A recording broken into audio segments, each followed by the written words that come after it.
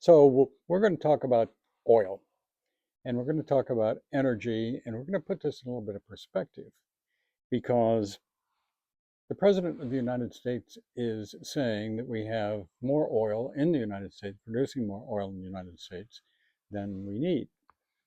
I've been looking it up. And the reality is that we're producing 13.5 million barrels of oil each day in the United States. And that makes us comfortably number one because number two and number three, kind of tied, are Saudi Arabia and Russia. And also, if you're curious on how important Iran is, and they seem to be, at least in their own mind, very important, 3.5 million barrels a day versus, again, 13.5 for the U.S., 10 million for a couple of others. And so they're clocking in back down um, the list of oil producers. Now, 13.5 million barrels sounds like a heck of a lot of oil, and I'm sure it is. We're sitting in Oklahoma, after all. We know a bit about that. But we're using 20 to 21 million barrels a day in the United States.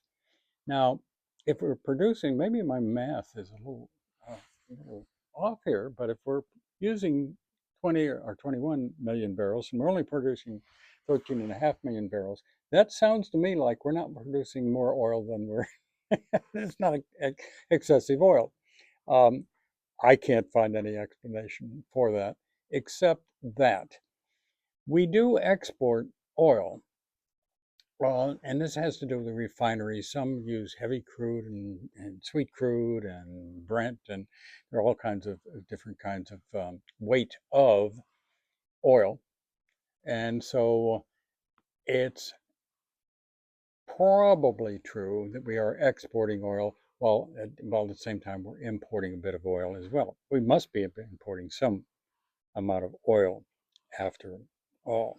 Now, we know, or we have been told for quite a long recent times, how important, and we have to get away from fossil fuels, and we have to get over to wind and solar, and of course, those who are green fall out of love with nuclear, but nuclear is on its way back.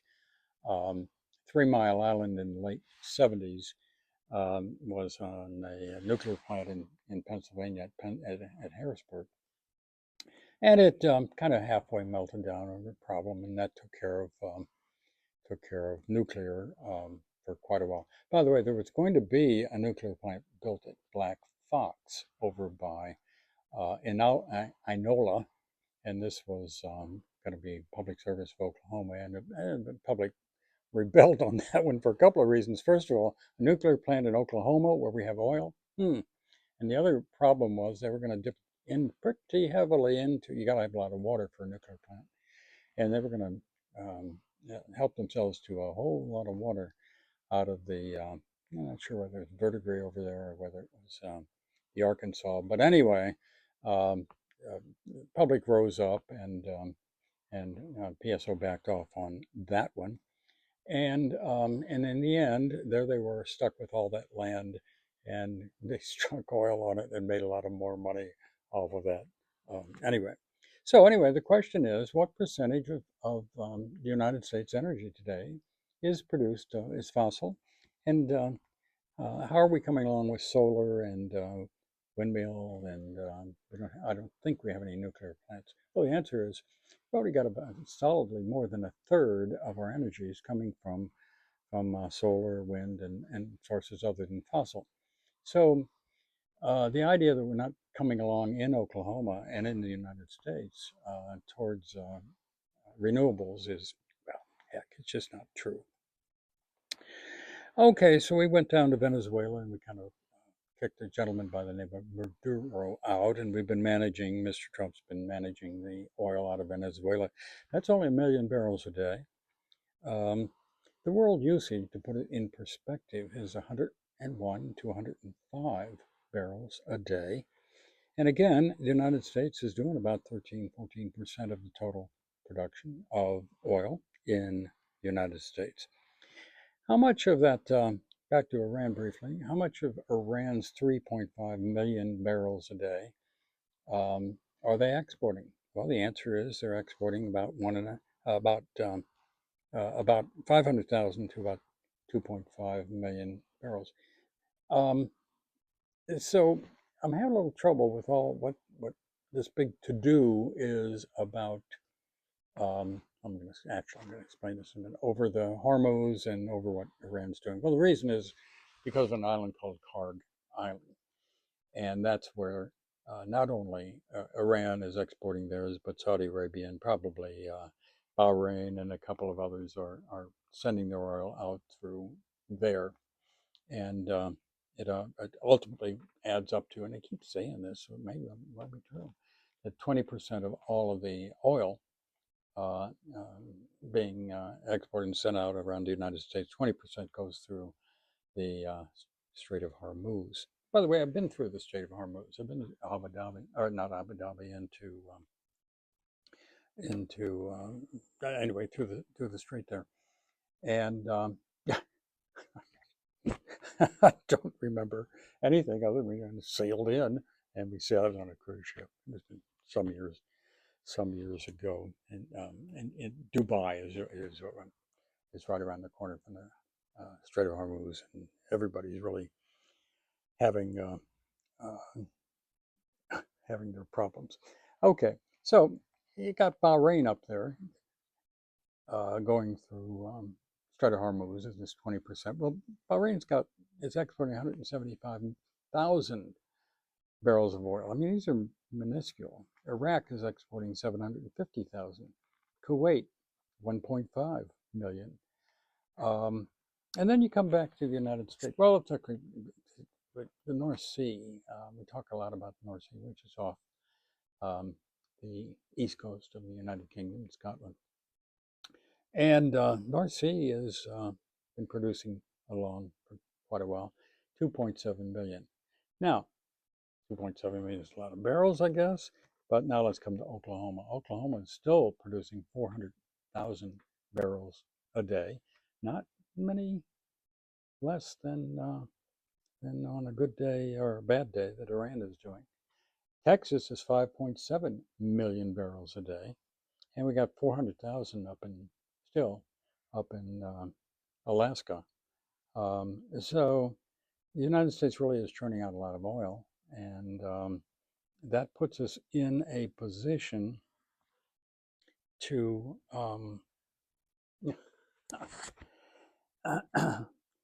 you can run the world with how you massage oil. If you can control oil, oil is such an important commodity in everything. You have to have oil if you want to make this shirt.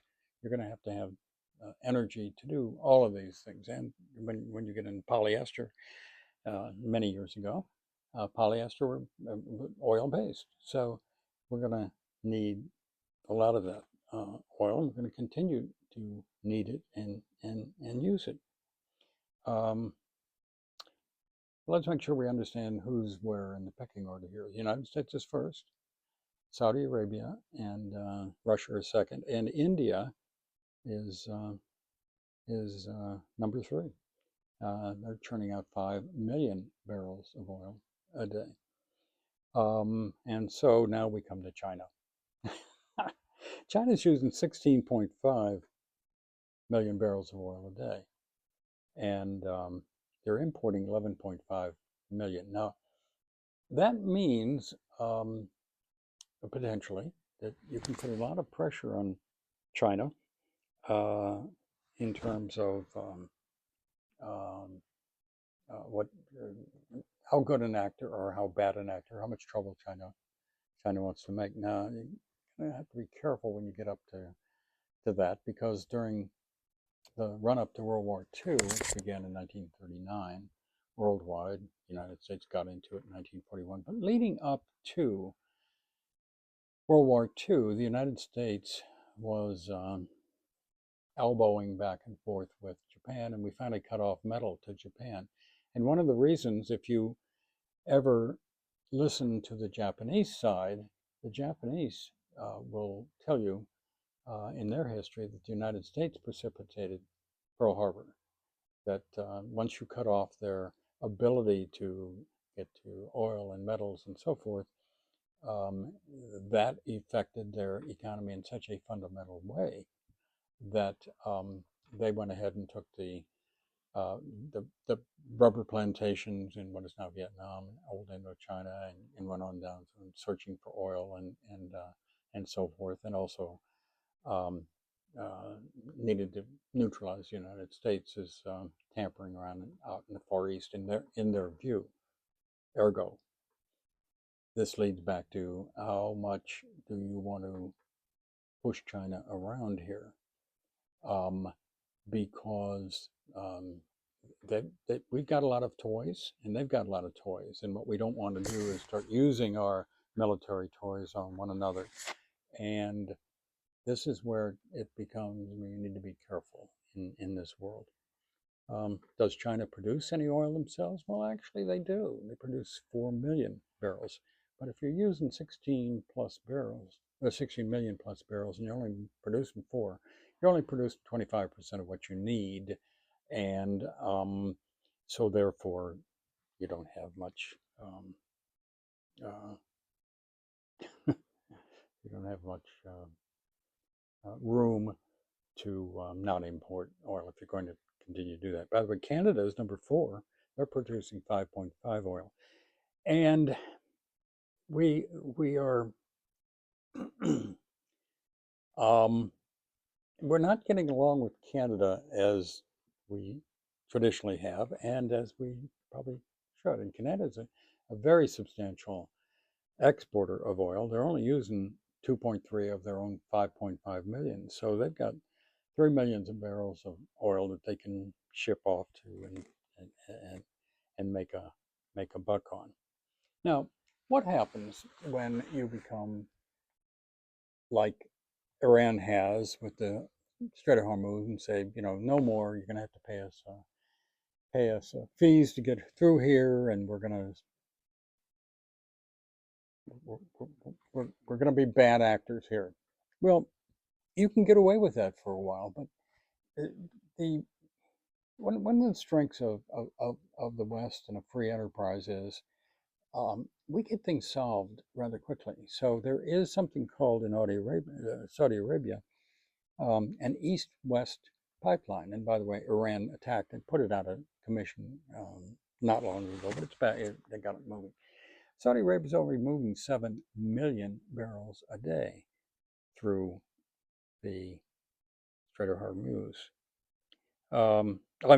Through their east-west pipeline. And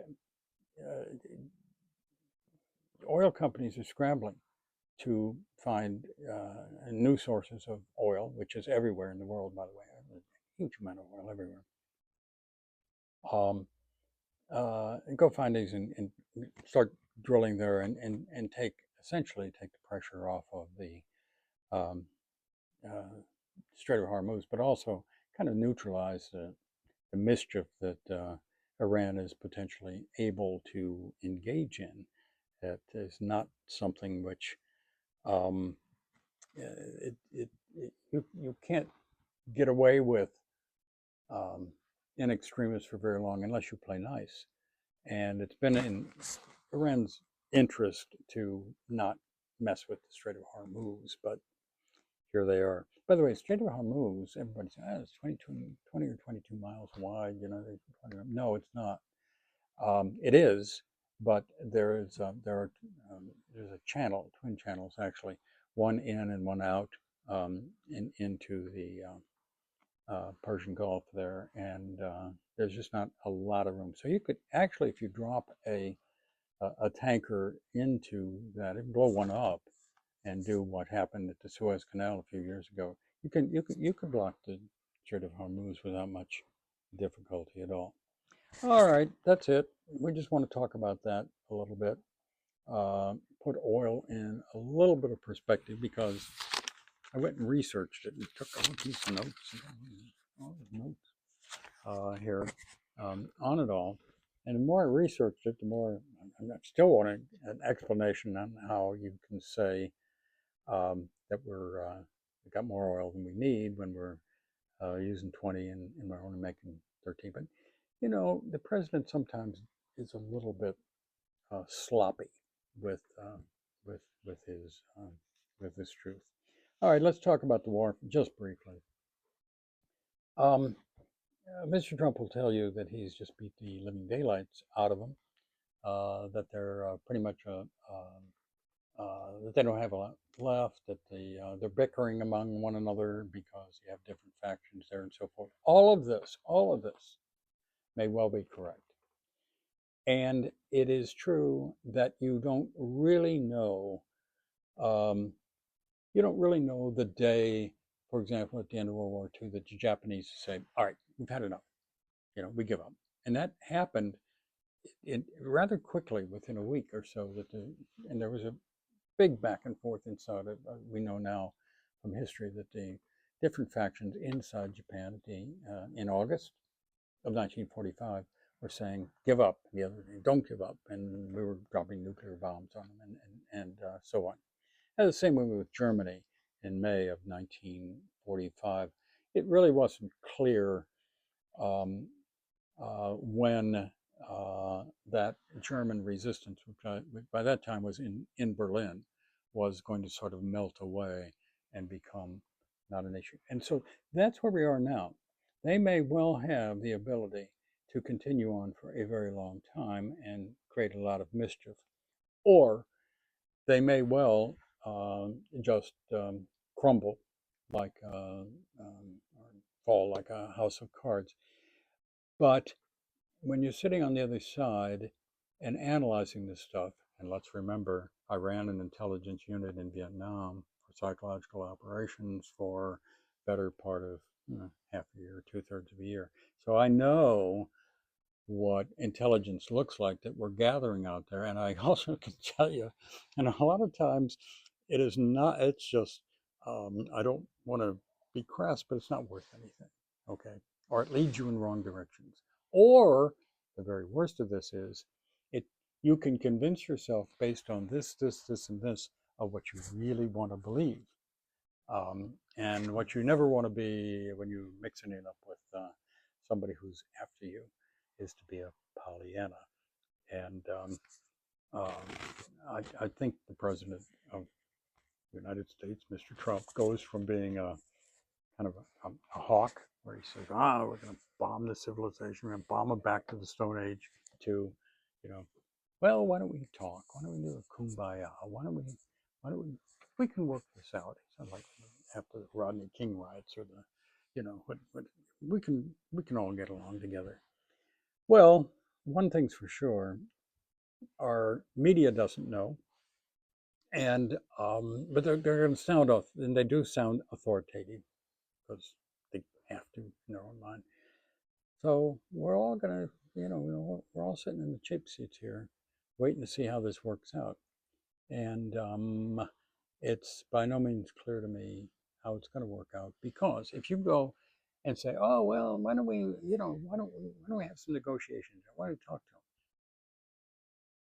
Well, when you're talking to somebody and negotiating with somebody, that means you want something and they want something. Well, going into this, the only thing we wanted a nuclear their capacity to build a bomb to go away. We wanted them to stop with the Houthis and the others and stirring up trouble around the world. And we wanted to, now we want the Strait of Hormuz open, which it was before. And so these are kind of simple demands. Go do it. What are we willing to give them in advance, in return? I mean, these guys in return, what? We're going to stop bombing you. We're going to stop killing people left and right, knocking down your buildings and so forth. We're going to leave that bridge over there alone. I don't know. On the other hand, I'm not sitting in Islamabad and negotiating with them. We'll talk again. That's pretty much it for today. Thank you.